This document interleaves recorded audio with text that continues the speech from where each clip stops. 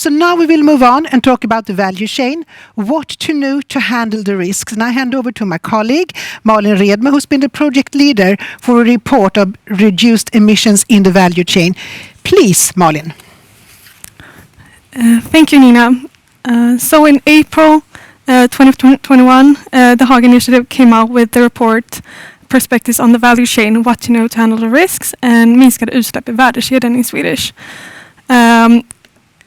For this report, we interviewed 21 companies to give their perspectives on the value chain and what to know to handle the risks, and more precise, the demands on suppliers, how to increase transparency in data, increase collaborations and opportunities with collaboration, new strategies and business models, and the need for policy, such as climate impact and the geopolitical situation and how that impacts the value chain.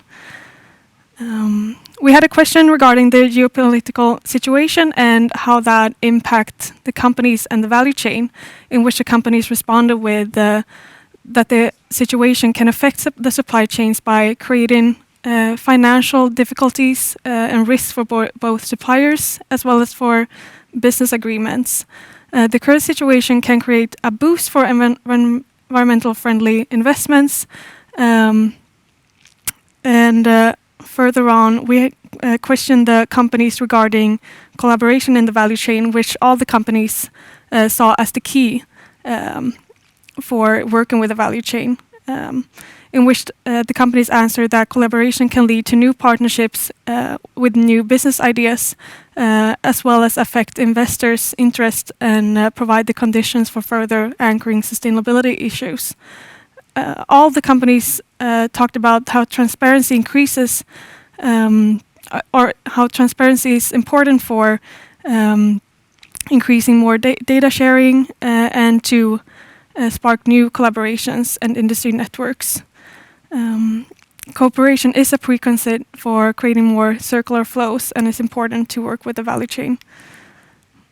We had an important quote from the report from Jens Bruno, which is a climate expert in climate and sustainability from the company Preem, which is a fuel company, in which he describes that contributing to the society's climate goals, their operation needs to change across the entire value chain.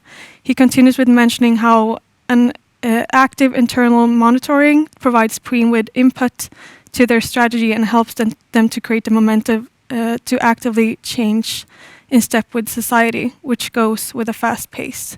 Preem has reorganized and are now working on the bigger journey of change in the company's history with investments in multi-billion class.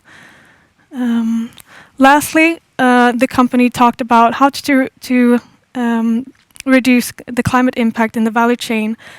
They want the policy to deliver more stable and long-term political decisions.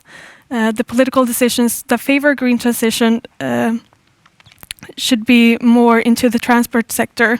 The companies need more instruments that promote circularity and also more harmonized reporting methods. Thank you. Thank you so much, Malin.